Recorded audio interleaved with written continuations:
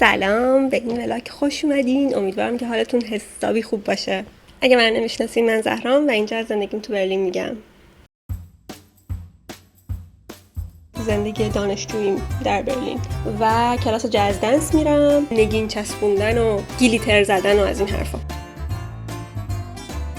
و امیدوارم که همون قدری که فکر میکنم خوشگل و باحال باشه. واقعا زیباست. Und ich möchte, dass du das weißt. اینو من پادکست میکنم، من بهش گوش میکنم. نمیدونم چون دزدیه اینطوریه. وای از این منظره پاییزی که بستم رسیده. این ولاگ رو میخوام اختصاص بدم به زندگی دانشجوییم در برلین که زندگی خاصی نیست، بسیار زندگی بورینگه به نظرم.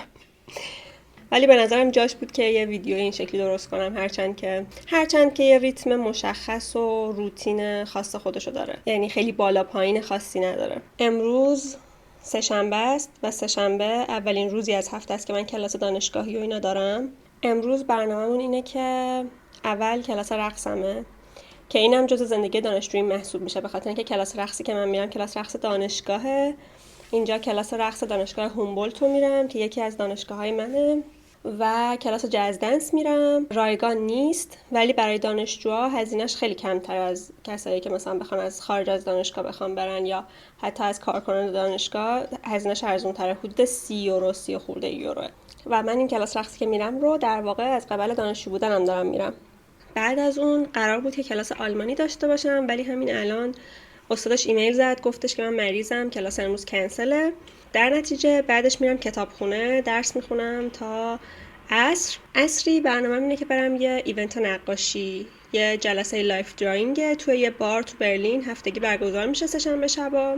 برنامه‌م اینه که برم اونجا. از یه جهت هم بهتر شد که کلاس آلمانی امروز کنسل شد، به خاطر اینکه به یه دلیل مسخره، به خاطر اینکه دفتر گرفته بودم با ذوق و شوق خیلی زیاد برای کلاسم و خب تو زندگی من هر چیز خوب و جالبی با خریدن یه دفتر شروع میشه. الان خوشحالم که دفتره رو دیگه دارم تا اون موقع، چون دفتر فردا میرسه و امروز داشتم فکر می‌کردم که حیف جلسه اول دفترم نرسیده. از آمازون سفارش دادم فردا میرسه. یک تفاوتی که بین آکادمی در ایران و آکادمی در آلمان و همه جای دنیا وجود داره اینه که ما اینجا یه سری ریدینگ های هفتگی داریم و من میدونم که اکثر دانشگاه در سراسر دنیا همینطورین. یه سری ریدینگ هفتگی دارن دانشجوها متناسب با سرفصلای درسشون و برنامه کلاسیشون که اونا رو باید بخونن قبل از اینکه بیان سر کلاس و سر کلاس حالا راجع به اینا بحث کنن و اینا. مدل درسی ما توی ایران اینطوری نبود، حداقل تاریخ دانشگاه تهران این شکلی نبود و خب شاید این تفاوت بین بچلر و مستر باشه، شاید مسترم توی ایران حالا همینطوری باشه، ولی من حداقل چیزی که میدونم اینه که معمولا بچلرم همین داستانو داره، یعنی یه فرم کلاسی دیگه، یعنی استاد برای هر جلسه یه سری ریدینگ بهت میدن که تو باید اینا رو خونده باشی قبل از جلسه بعدی و ما اینو به این شکل تو دانشگاه نداشتیم. ما دانشگاه هر روز میرفتیم سر کلاس، استادا میومد خیلی متکلم وحده شروع میکرد درس دادن، بعضیاشون سعی میکردن کلاس یکم اینتراکتیو تر باشه اما عموما اینطوری نبود. ولی خب اینجا اصلا اینطوری نیست. میدونم که یکمش فرق بین بچلر و مستره ولی یه بخش جدیش هم فرق بین آکادمی در ایران و آکادمی در خارج از ایرانه. حالا از اینا بگذریم، من ریدینگایی که باید برای کلاس فردام بخونم و نخوندم. امروز باید برم کتابخونه بشینم اونا رو بخونم. کلا هم کلاسایی که این ترم دارم 3 تا کلاس دارم به علاوه کلاس آلمانی. یه دونه کلاس از رشته خودم دارم، رشته‌ام هم گلوبال هیستوریه و 2 تا کلاس از دانشکده تئاتر و رقص و اینا دارم که یکیش ریتم اند موومنت که بهتون گفتم تو اون ویدیو قبلیه و اون یکی هم که منتظر بودم استادش جواب بده، استاد بهم اوکی داد. 2 جلسه اولش هم رفتم و اون introduction to dance practices، خیلی هم کلاس باحال و جالبیه، اونم رقصه. یکم از اون زندگی آکادمی فقط تئوری و اینا دارم خارج میشم، ولی اون کلاس ریتم اند موومنت هم اکثرا تئوریه، فقط 3-4 جلسه کلاس تمرین فیزیکی داره. و کلاس آلمانی هم دارم که 2 روز تو هفته، سه‌شنبه پنجشنبه هاست. همین دیگه، من برم. آهان قبل از اینکه برم آرایشم بهتون نشون بدم. یکم خراب شده اینجاست.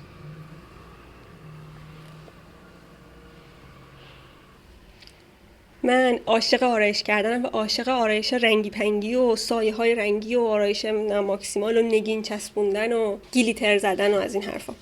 حالا امروز دیگه نگین و گلیتر و اینا ندارم، ولی سایه رنگی پنگی دارم. همین دیگه. من برم کلاس رقص، کتابخونه میبینمتون.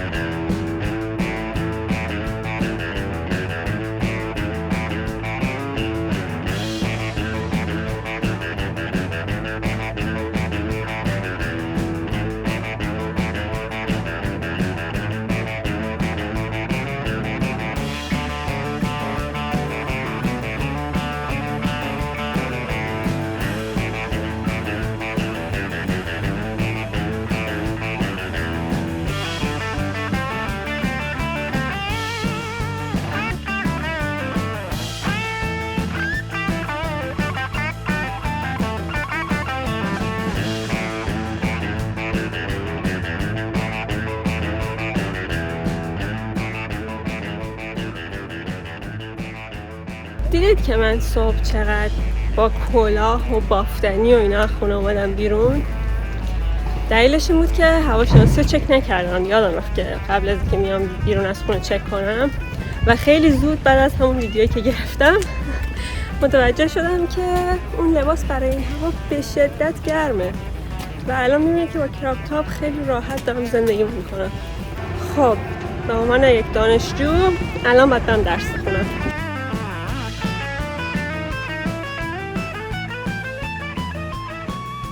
خب بچه‌ها، کتابخونه کنسله و برگشتیم به فصل کاپشن. بلا تکلیفی هوای برلین رو شاهد هستید.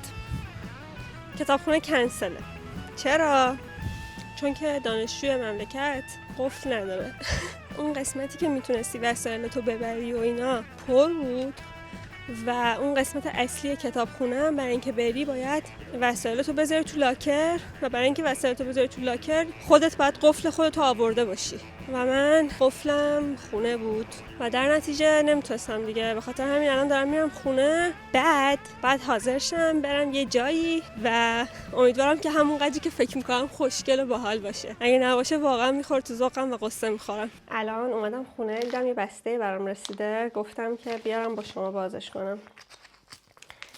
حدس میزنم که کتابم باشه. حدس میزنم که تقریبا مطمئنم که یه کتابیه که از آمازون سفارش دادم. بله، کتاب زنان کوچک. وای چقدر خوشگله بچه‌ها، ببینید واقعا زیباست. بعد وای خیلی خوشگله. بعد کاغذاش گلاسه است، اصلا واقعا خیلی زیباست. یعنی قشنگ از این کتاباییه که آدم دلش نمیاد خودشو بخونه. یعنی قشنگ این شکلی هم که اینو داشتم میگرفتم اینجوری هم که این کتاب خیلی خوشگله، من اینو میگیرم ولی میرم پی دی افشو میخونم. حالا قصه اصلا گرفتن این کتاب این بودش که من واقعا اخیراً تو زندگیم خیلی کم کتاب میخونم. خیلی قبلا موقعی که مثلا دانشجوی کارشناسی بودم و اینا خیلی کتاب میخوندم. حالا خیلی نه، ولی مثلا همیشه یه کتابی همراه هم بود. من سرعت خوندنم کمه، یعنی آروم آروم کتاب میخونم، ولی مثلا توی روتین زندگیم کتاب خوندن بود. همیشه کتابی تو کیف من بود که مثلا بخونمش. همیشه در حال خوندن یک کتابی بودم. حالا اگه مثلا 100 سالم طول می‌کشه این کتابو تموم کنم، ولی تو روزمره‌ام همیشه این وجود داشت. ولی اخیراً دیگه اصلا انقدر که همه مدیایی که دنبال می‌کنیم شده مدیای مثلا تصویر ویدیویی و سوشال مدیا و اینا، هم حوصله و تمرکز خوندن چیزای بلند کم شده برام، همین که از روتین و عادت زندگیم خارج شده کلاً.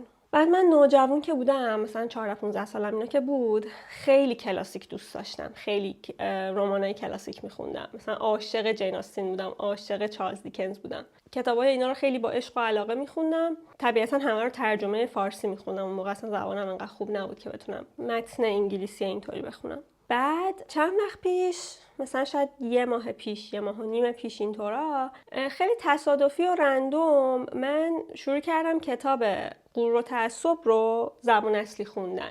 بعد اصلا واقعا یاد خاطراتم افتادم، یاد اون شور و شوق موقع کتاب خوندن، مثلا ذوق این که برم نمایشگاه کتاب همه ایدیامو برم کتاب بخرم و فلان و این، اصلا همه اینا در من جوشید و خیلی بهم خوش گذشت. کتابم قفلی خوندم 2 روزه، با اینکه به نظرم خیلی سخت بود. یعنی اولین متن انگلیسی کلاسیکی بود که من میخوندم تو زندگیم و خب واقعا با یه سری از لغات و عباراتش و اینا آشنا نبودم. مثلا الان اگه یه متن کلاسیک دیگه بهم بدن خیلی راحت تر میخونم، ولی اون اولین بارم بود که میخوندم و واقعا برام سخت بود و خیلی جاهاشو نمیفهمیدم که اصلا منظورش چیه و اینا.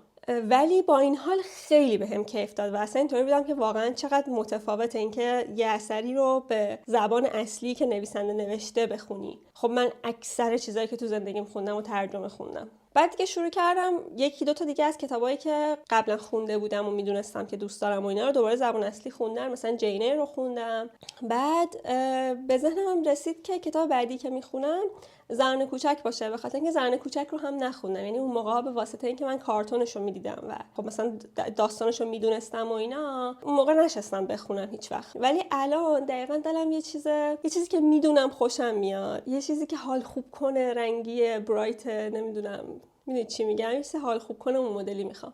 به خاطر همین گفتم بذار زن کوچک رو بخونم. ولی میگم واقعا انقدر خوشگله که اصلا دلم نمیاد که اینو بگیرم دستم بخونم. فکر میکنم خراب میشه. واقعا زیباییشو میبینید؟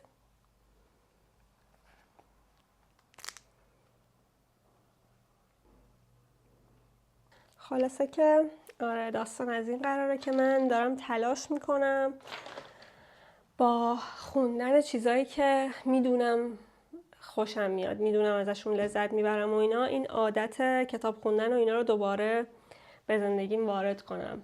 به خاطر اینکه یادمه که خیلی بهم خوش میگذشت با کتاب خوندن. یادمه که یکی از لذت‌های زندگیم بود و یکی از سرگرمی‌هایی بود که تو روتینم داشتم و بهم خیلی خوش میگذشت. همین گفتم که بیام اینم با شما شیر کنم.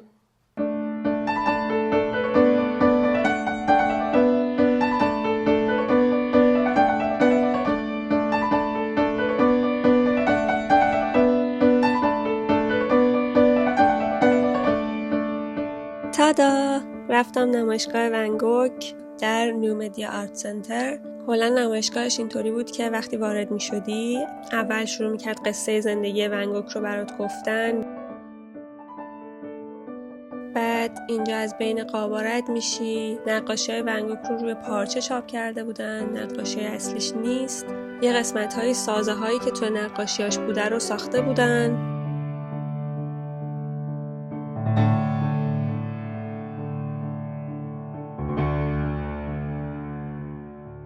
و در نهایت یه اتاق بزرگ بود که با پروژکتور و نورپردازی وارد نقاشی‌های ون گوگ می‌شدی. توی اون اتاق یه شو نیم ساعته داشت که اونم دوباره زندگی ون گوگ رو به تصویر کشیده بود و یه تایمایی هم نقاشی‌هاش رو روی در و دیوار و کف و سقف و همه جا مینداخت و تو یه جورایی وارد نقاشی‌هاش می‌شدی.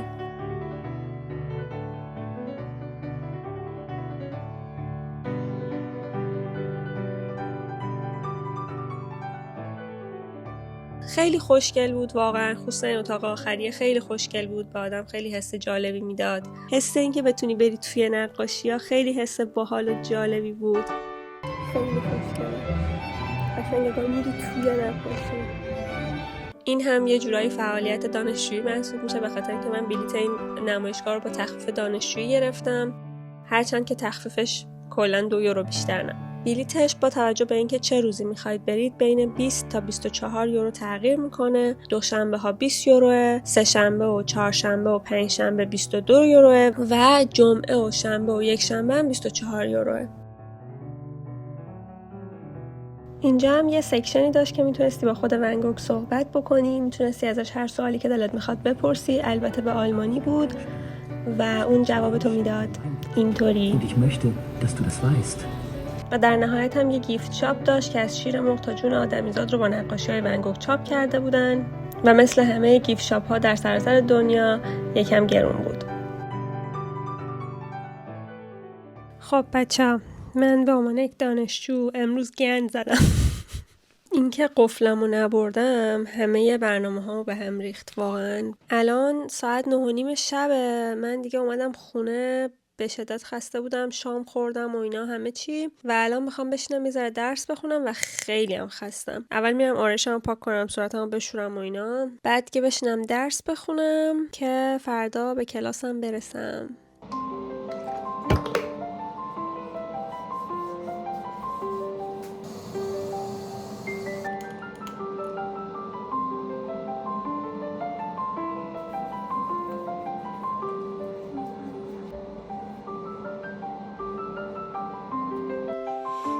ماه شدم. در وصف زندگی دانشجویی اینم بگم که من از یه ابزاری استفاده میکنم، نوتبوک علم، نمیدونم استفاده کردین یا نه. تکست بهش میدی و اونو برات پادکست میکنه و تو میتونی بهش گوش بدی. الان من متن ریدینگ این هفته‌مو دادم چون 30 صفحه بود و من عمرن نمیرستم. حالا 30 صفحه زیاد نیستا ولی من عمرن نمیرستم 30 صفحه رو الان قبل خوابم بخونم. به خاطر همین دادم بهش، گفتم که اینو برای من پادکستش کن. اینو برای من پادکست میکنه، من بهش گوش میکنم و تمام. Welcome to the deep dive. Today, we're focusing on something that's, well, everywhere and nowhere in critical thought. Rhythm. Always haunted our tradition without ever reaching the center of its concerns. Exactly, that haunting, that spectral quality. Yeah. That's what makes it such a potent tool for analysis right now, I think. آره خلاصه میبینید واقعا خیلی باحاله. گفتم بهتون بگم شاید به کارتون بیاد.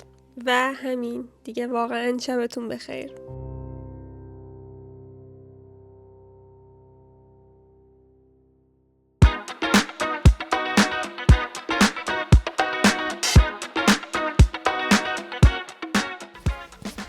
سلام، از صبح روز بعد. خب آقا، من صبح بلند شدم، رفتم موهامو کوتاه کردم. من هر روز صبح زود بیدار میشم. کلا هر روز صبح مثلا ساعت 7-8 نهایتا 8 اینا دیگه بیدارم، مگر اینکه شبش خیلی دیر خوابیده باشم. معمولا اینطوری که ساعت 10 اینا شب میخوابم و 7 صبح اصلا بدنم خود به خود بیدار میشه. حالا میتونم در آینده یه ویدیو روتین صبحگاهی، روتین شبانه اینا هم درست کنم. آره خلاصه صبح بلند شدم، رفتم دوش گرفتم، موهامو کوتاه کردم. همونجوری که میبینید یه ذره بلنده هنوز، ولی اوکی. دیگه نمیتونستم تحمل کنم که چتریام بلند باشه. من میخواستم بذارم که چتریام بلند شه ولی اصلا نمیتونستم تحمل کنم. یعنی امروز دیگه اینطوری بودم که من باید برم اینو رو کوتاه کنم.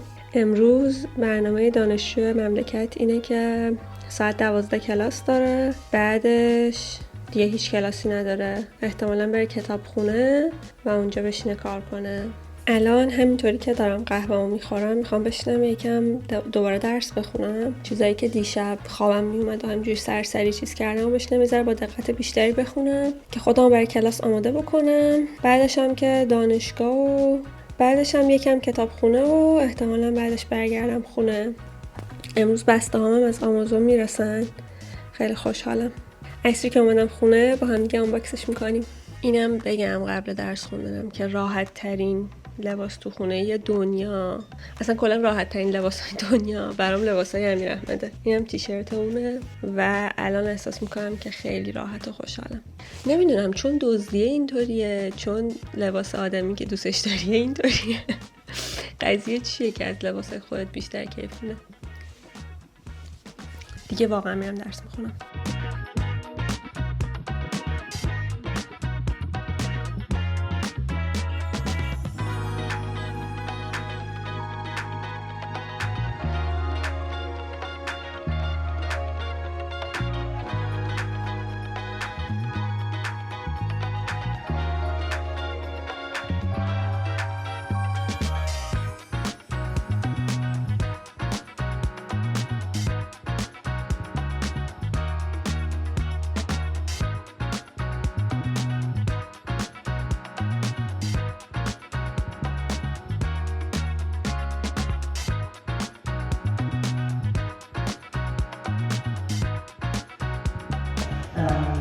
Increasing of productivity as it's always something. It also relates to tempo, right?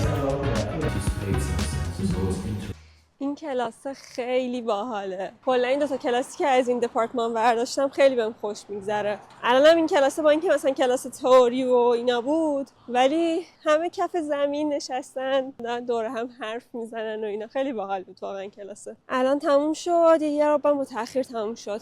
دارم میرم سلف دانشگاه. وای از این منظره پاییزی. دارم میرم سلف دانشگاه ناهار بخورم، بعدش هم میرم کتابخونه، بعدم میرم خونمون.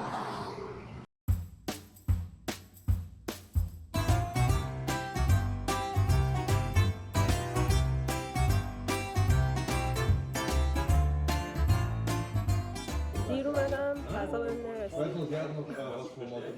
از همه غذایی که مونده بود فقط همین گل کلم پخته بود با کنجد. حتی سسش هم تموم شده بود. بعد من نمی‌دونستم فقط این مونده، فکر کنم چیز دیگه هم مونده. بعد اینو ریخت. دیگه روم نشدش بگم همینم نمیخوام. خب رفتم بعدش ساندویچ گرفتم از یه قسمت دیگه هستش که ساندویچ داره و اینا. بعد رفتم ساندویچ گرفتم ولی الان اینم دارم میخورم من اینکه یه ظرف پر رو نرم بذارم اونجا. ولی هیچی نیست، گل کلم کوفته است. خیلی خوشمزه است. البته من کلا گل کلم دوست دارم.